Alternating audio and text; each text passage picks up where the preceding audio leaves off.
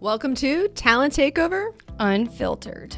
When it comes to working hard and keeping it real, we know our shit. Self-care, happiness, inner peace, and time. I'm Brianna Rooney, and this is Taylor Bradley. Hey, y'all. And we have thrived in chaos and turned it into an art form. So Taylor, what are we doing here today? We're here to give you a raw, under-the-hood view of all things recruiting and finally give credit where credit is due to a long underrated industry that's full of quote-unquote experts. All right. Well, then let's take this show to the road. All right. So this is going to be quick. Talent Takeover Unfiltered. We got a really great question in response to our last podcast. So we are going to bring it to you. And this is about gaps in employment. So Taylor, please read the question and let's just answer it. Okay, so I have a friend who's considering leaving her current job. However, she has not hit her 90 days with that employer. She's worried about how this will look and how she will explain this. She was a stay-at-home mom and then entered the workforce again.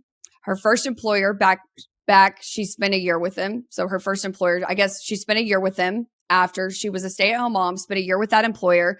She left as it was not her previous industry and where her passion was. Now she's doing what she loves, yet the culture around her is toxic. Thoughts on how to explain this if and when she decides to leave. So I think in summarizing the question is, if this person is currently employed but hasn't been there for 90 days and she loves the work that she's doing and she's passionate about the work that she's doing, the industry that she's in, but the company is not the right fit for her. It's a toxic environment. How should she explain that on her resume when she decides to leave? If it's less than 90 days or even if it's like 4 months. Yeah. Well, of course, I'm biased here, but naturally I'm going to grab a recruiter to pretend I was, recruited, right? And I had to leave. But I think the sad part in this is that she brings up that she was a stay-at-home mom before. So you can see that the confidence there is like, she doesn't think she deserves to have a gap in her resume, which is, and it seems like almost she's insecure to go find a new job.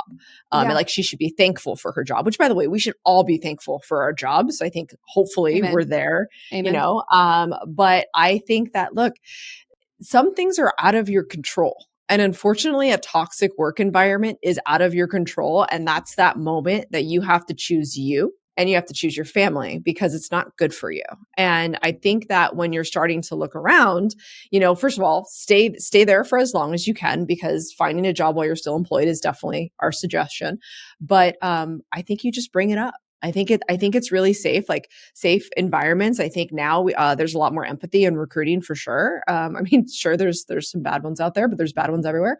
But I think it's just like, look, explaining it just like that. I love what I do. Unfortunately, it's been almost, 90 days. And I realized this isn't the culture they had promised me and they had portrayed in my interview process. Now it's really clear this is not going to be a good environment for me. So I would love to just find the same exact job that I'm passionate for elsewhere. Agree. And I think that's really fair. I think that's a great approach if you're still employed. I think what I would probably do if the person wasn't employed. So I think this is two scenarios and both are great and stem from this question and you outlined how you should respond if you're still employed there. And obviously great idea, like great suggestion. You should always try to find another job while you're still currently employed versus up and quitting.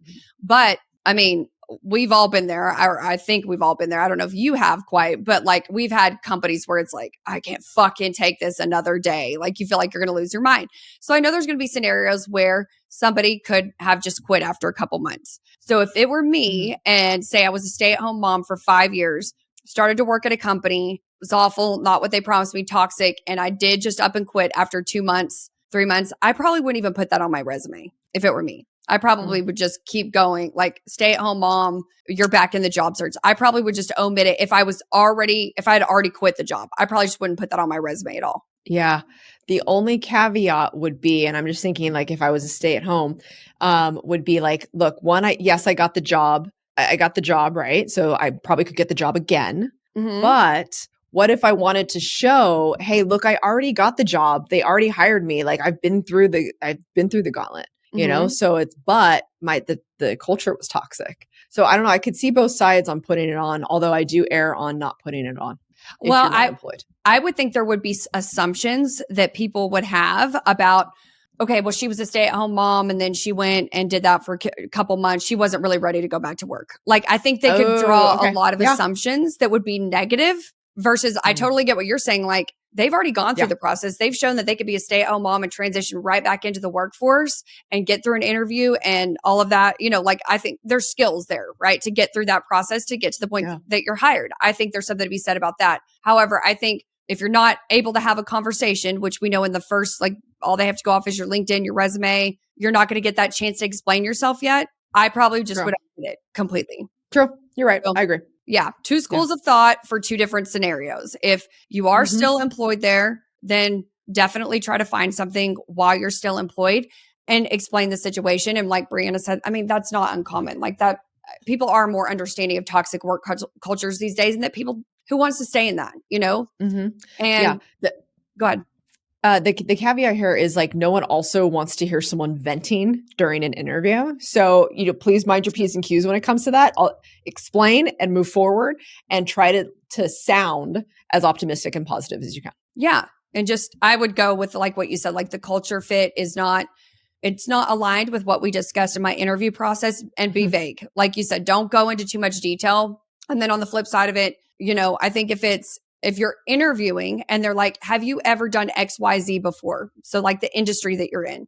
So you've already quit the job that you were in for 2 months. You quit that job, 2-3 months, whatever it is. You quit it. You're at the point of interview. They want to know if you have any experience doing that job. I think then you could bring it up. Then you can talk about it. But I wouldn't on paper put that on my resume, because I think it would make you look like, I think people draw assumptions that are probably not accurate at all. But I think without talking to you, they'll draw assumptions. I like it. Okay. So we are out. I hope you guys like this. We haven't done this before. We do get asked questions, and typically, you know, we just give you an email response or a LinkedIn response, but this one was pretty big and it's also really fun. So keep them coming. If it's something like this where we are getting asked the same question, just in different ways, we're going to bring it to air, and we're going to bring it to the YouTube. So this was fun. All right. Get our Dear Abby on. Bye, y'all.